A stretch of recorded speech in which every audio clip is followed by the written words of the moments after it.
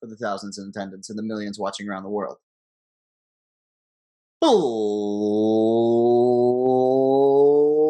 Ladies and gentlemen, boys and girls, children of all ages, this is Apex Greatness. I am your host, Russell Broderick. Over here. I don't know how we always switch this up. It's Dario Albuquerque. We're never going to get it right. That's part of the gimmick, is that we never get it right. Yeah, I guess. Over here is Dario Albuquerque. Off camera is the fairy pod mother, Lindsay Lehman. How are you? I'm doing fabulous. Today, we are breaking down another legacy, an old legacy, a legend of the game, and a guy that a lot of people, if there was no tape and there was no footage of basketball and there was no, you only had to look at the statistical, if you only had Basketball Reference to know how you were going to judge history, there's a good chance that this guy has a case to be the GOAT. Yeah.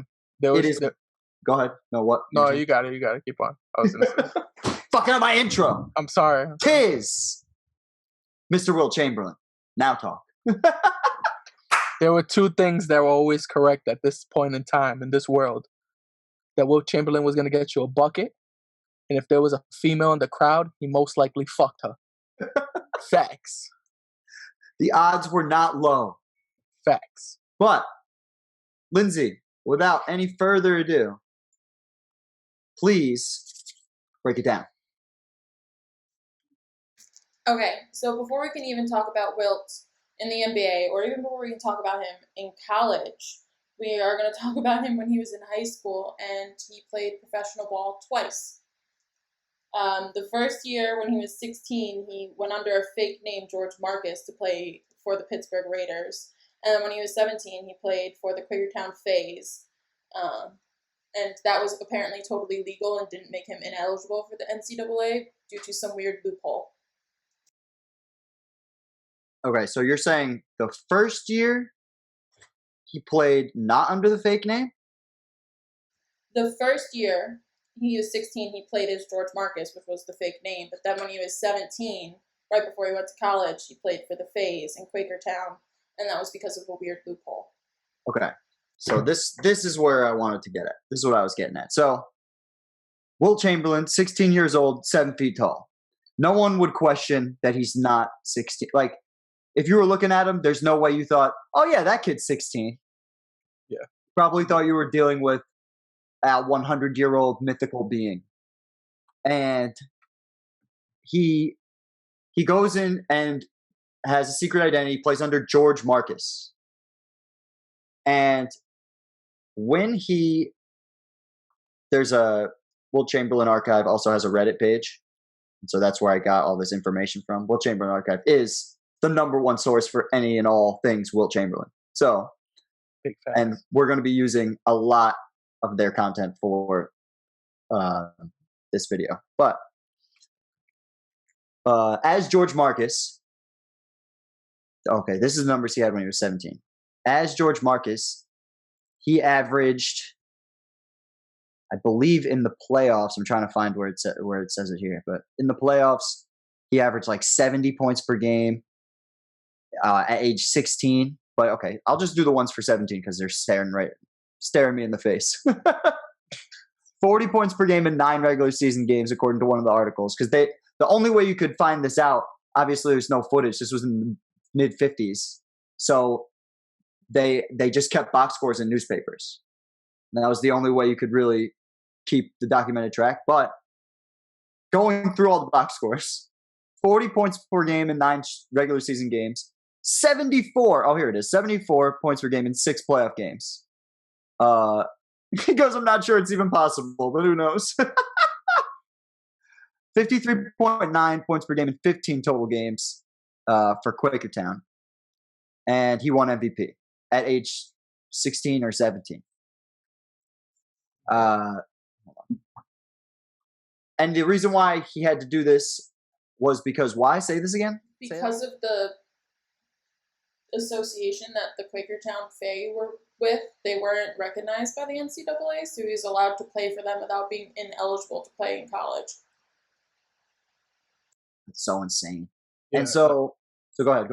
To think like the shit that happened in the past, like we because we looked back and thought that MJ playing on his fucked up foot during that year was crazy, and how like we can't we didn't understand how they allowed that, they let that happen, and then to see shit like this it's like even crazier. It's just like they had no type of background checks or anything. Nope. They just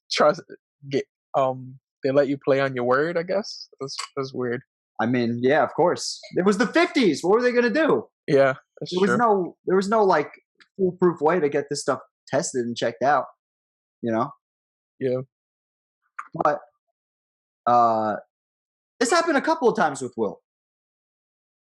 Because once he gets through college, and we're going to get into this, then he has to go play for the Globetrotters for similar eligibility reasons. Gotcha. But here we go. Look, George Marcus, right?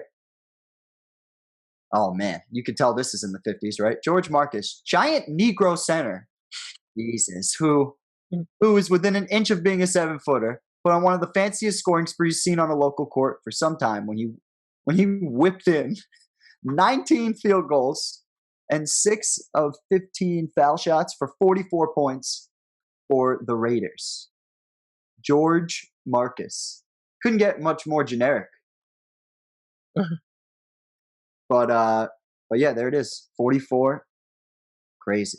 My man missed 9 free throws. But he's playing with grown men. He's playing with grown men. Man. And he's just going through puberty. I'm just being stupid. I'm just giving him shit. Trying to be a Will hater real quick. Go back to the 60s and feel like those fans. He dunked 21 field goals. Yeah. For 46 points. That's insane. See? All right, Russ. Guarding him was 6'11". Too. So you look at this and you find this. Do you find this like it counts towards being his goatness, his greatness? I think it's interesting. But you don't count it?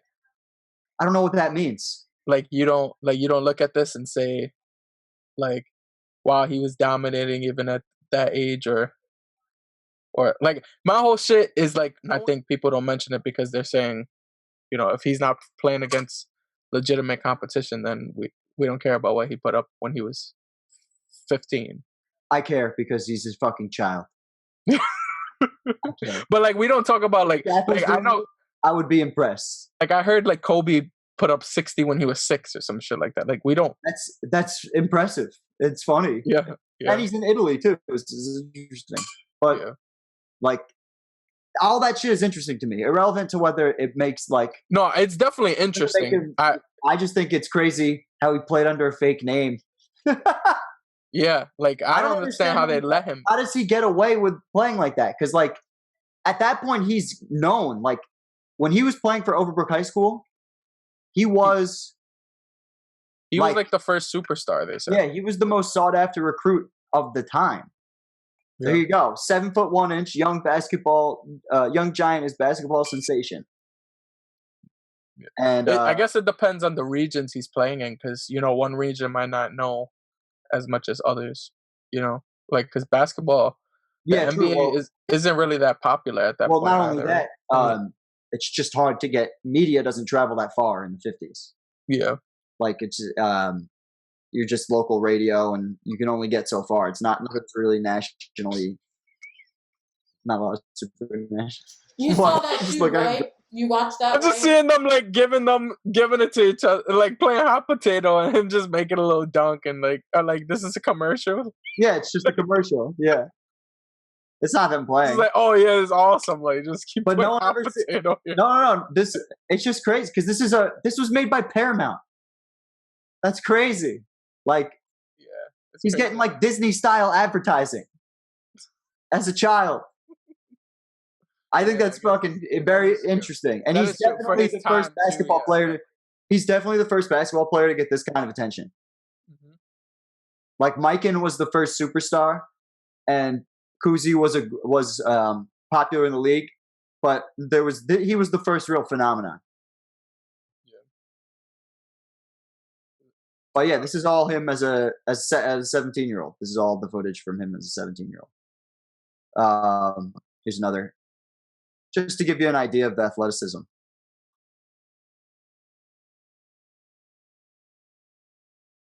Catches the shot, or blocks one shot, then comes up, blocks another shot.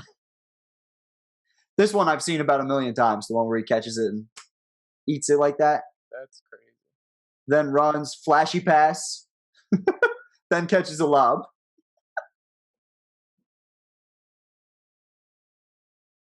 That's insane. That's a 2020 athlete, 50 years ahead of his time. Yeah. It's fucking ridiculous. Look at that free throw. See the knees? It's cute. No, but yeah. As a child, he's Did you really think that ugly ass free throw was cute? Yes, I did. I wasn't gonna say anything. I was just gonna let him rock. Like, yeah, but that is like some supreme bias right there. Just busting balls. But no, yeah. It's crazy how much of this shit, like, it's just disgusting to me because some of this shit is like clear goaltending, and it's like, but I know like at that time that wasn't a thing. So that wasn't goaltending. Him catching that shot wasn't goaltending. He caught it at the apex. That one, by the one before, like the two ones before that was, I'm pretty sure, a block. I mean, a goaltend. Yeah, I was about to say. I mean, you could probably find a bunch of those, but that's not fair to him. yeah, it's playing by the rules. It's the rule, yeah. But I just bring that up because I think that it's interesting how incredibly freakish he was at such a young age. Like, it wasn't a surprise at all to people when he started scoring like crazy in the league. Yeah, I mean, he was like one of 3 7-footers, so it's like, what do you really expect here? Yeah, but it wasn't that he was 7 feet tall and putting up numbers. Like, yeah, he's huge, but you still gotta put the ball in the fucking basket.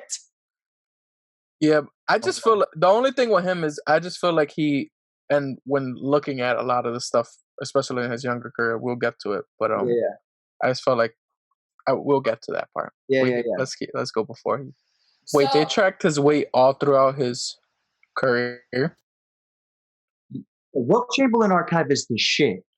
That's crazy. Someone has way too much time on their hands because they don't even do this for Braun. Like, and LeBron is like, that's weird.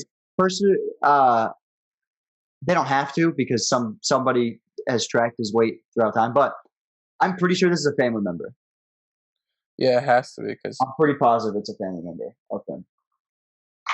But like, it's just weird that it's public like that. Like, because like even KD, like his height situation, like everyone has thought KD is a 7-footer for the last like 3 or 4 years, and there's no confirmed thing. But like, you have this dude's fucking weight like from year to year. Like, it's just insane. It just doesn't make sense. I mean, one thing that people were constantly doing though with him because of his size and because of the time period was measuring him. Before he gets to the NBA, Wilt goes to play at Kansas. And again, they had freshman teams. So the big thing from his rookie debut and his freshman year was he had a 42-point, 29 rebound, and 4 block game against the rookie team his first game. And then after that, he was only with Kansas for 2 years. So I actually know the whole backstory on why he went to Kansas and all that shit. So the ties back to James Naismith are through Kansas. And because it's the 50s, the game can still kind of be traced back to Naismith. So there's a guy named Fog Allen who was the coach of Kansas Jayhawks at this period of time, and Wilt Chamberlain really wanted to learn and develop under him. Problem was, Fog Allen turned 70 the moment this guy became a freshman. And in Kansas, there was a rule that if you were 70, you had to leave it, you had to retire from, I think it's because it's a state college. I don't really know the rules, but for whatever reason, when he's what do you call it? When he's 70, the Fog Allen had to retire. So the guy that came in afterwards, he and Wilt did not get along. That's the coaching wars that we were talking about earlier. So he only ended up playing 2 years at Kansas. And in those 2 years, 30 points, 17 rebounds, and basically 30 and 17. 29 and 18. It's pretty good. Did he win chips? That's a good question. You know the answer? He made it to the Final Four in '57, which was his last year, I believe. But they didn't win the championship. They lost in the championship game to North Carolina. Gotcha. Mm-hmm. But yeah. So this is just again Wilt Chamberlain archive, the GOAT for Wilt information. Most of the stuff that you're going to see here, I think they're just building it right now. But most of the stuff that's going to come up in this video is all stuff from before he was in the NBA. And we saw this from the last video, holding 2 basketballs. Nobody's seen shit like that at the time. Nobody, because no giant humans were coordinated enough to do shit like this. Yeah. I'm trying to think of like other big, like Andre the Giant wasn't even around for another 10 years because he came out in the 70s. He was big, but speed at his position, right? I can't believe they have that. This guy has all this footage. Speed at his position, can dunk on anyone at will. Freak athlete. Also has several track and field records, or I think did at the time for Kansas, because he was not only was he on the basketball court, but he was doing track and field, like triple jump and high jump. I have some small track and field information if you want it. Yeah, go for it. Okay, so while at Kansas, he apparently had a sub 11-second 100-yard dash. He was able to do a shot put of over 50 feet, or 56 feet, sorry. He did an over 50-foot triple jump, and then he won the Big 8 high jump competition 3 years in a row. And this is while also playing basketball at Kansas for 3 years. That's insane. That's fucking bonkers. To be 7'1"? Yeah. And like, that's the thing that no matter what era, like even if he was 2020, there are no guys 7 feet tall doing track and field. Yeah, that is true. Yeah. It's very different. Like imagine Joel Embiid trying to do a high jump. Yeah. Too big. You know what I mean? That is true. Shaq, for that matter. Like Shaq could jump pretty high, but imagine Shaq doing track and field. Yeah. The only one even remotely close to like that athleticism and height is, I guess, Giannis. And it's like he's still 2 inches, 3 inches shorter. Yeah. And not even remotely close in strength. Yeah. Arnold Schwarzenegger tells a story when they were on the set of Conan the Destroyer. And this is fucking 15 years after what we're watching right here. So he's well out of his prime. And they're talking about doing tricep extensions, which is this one where you take the 2 things, you pull it down like this. Clearly, I go to the gym. You can tell by my 2-inch pythons over here. But he apparently, Arnold Schwarzenegger, the most people did were like 120, like to 100 pounds for the tricep extension. And he came in, he was doing 170, 180 easily. Yeah. No problem. And never done it before, according to Arnold. And for the for anyone who's thinking, well, he set records back in the 60s when there were people who aren't as athletics. I guess this would be more in the 50s, right? So he was drafted in 1960. So he would have, so his college career would have been the late 50s. Correct. Yeah. So like if you look at his vertical, I think it's still the highest. To this day. So it's like it's not like you can't go and say, oh well, LeBron or Jordan or like someone would jump higher or whatever. Like still to this day he like has that record.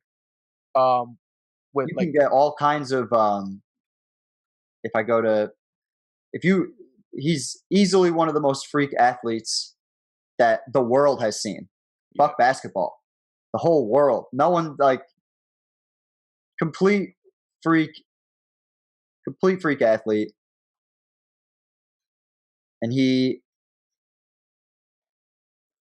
for strength to have the height and the strength to be able to do the things that he was doing is just ridiculous. Yeah. And what do you call it? But